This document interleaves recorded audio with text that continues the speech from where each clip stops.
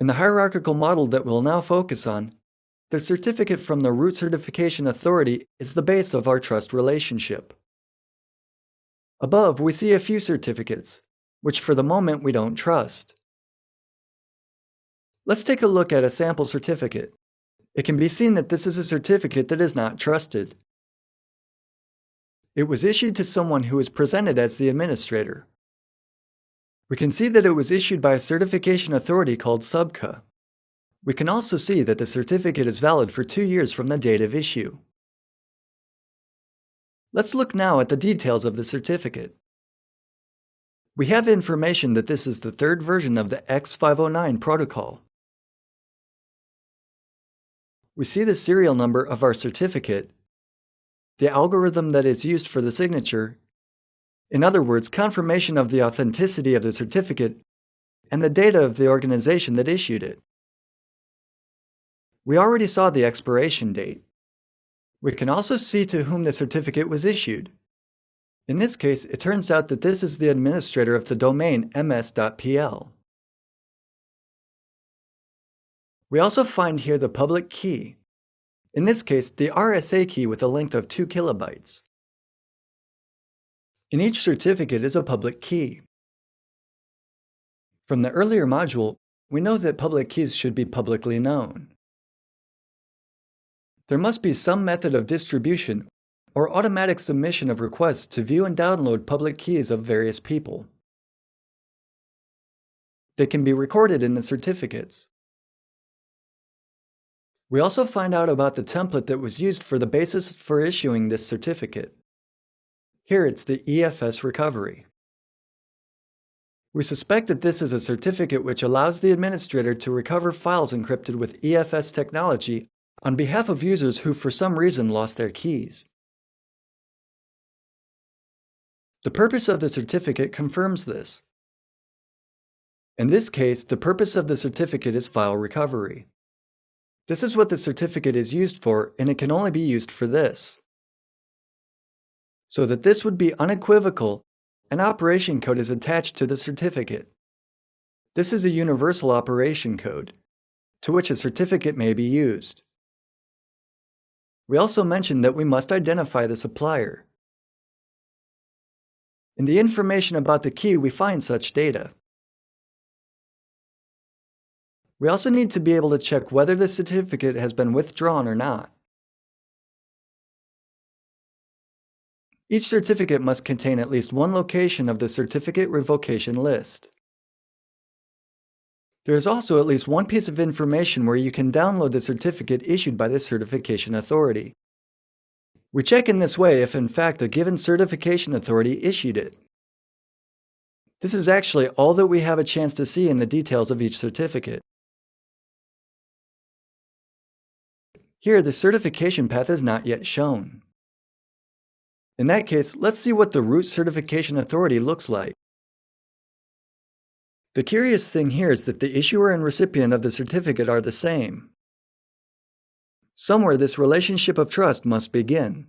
Someone must trust himself. For now, this someone trusts only himself.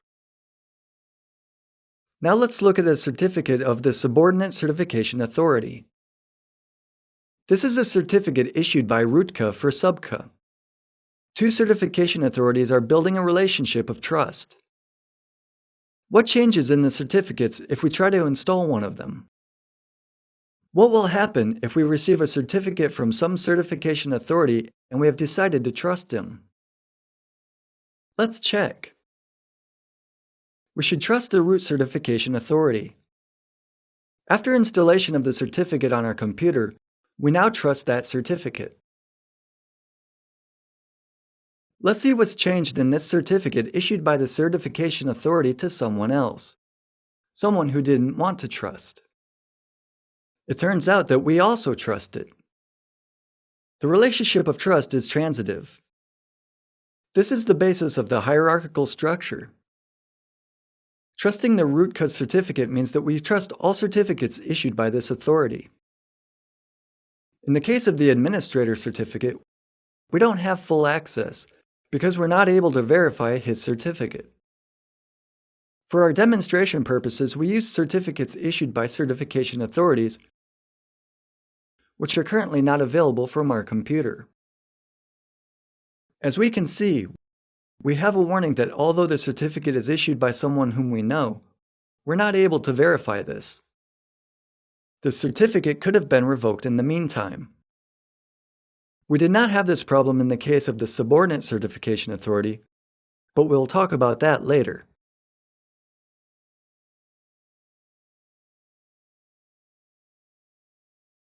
We already know what certificates in accordance with the X509 standard contain. We had an opportunity to very accurately investigate all fields recorded in this certificate.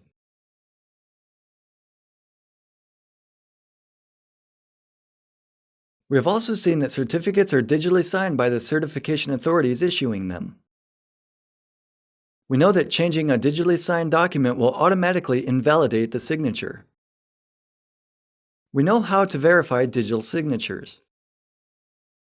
The contents read from the details of this certificate are reliable. No one could alter them on their own. The recipient of the certificate could not, for example, change the purpose of or extend the period of its validity. Before we analyze the life cycle of a certificate, let's go back for a moment to the root certification authority. We don't need to have some certificates installed when, for example, we connect to a bank's website. For some reason, we already trust them. The relationship of trust started somewhere. Let's think about where. If we add components which are called certificates to the administrative console, and they will even be certificates from our own account, it turns out that we, as a user of a given computer, trust quite a large number of certification authorities. Where did this come from? This is innate trust. Every computer during installation automatically starts to trust specific certification authorities. These are trusted root certification authorities. Their certificates are on the list in the stores which are created during installation of an operating system. Here we have, for example, certificates associated with Microsoft. For example, permits authenticating the code signed by Microsoft. Here are also certificates from the companies such as Thought and VeriSign. These are corporations which operate on the certificate market.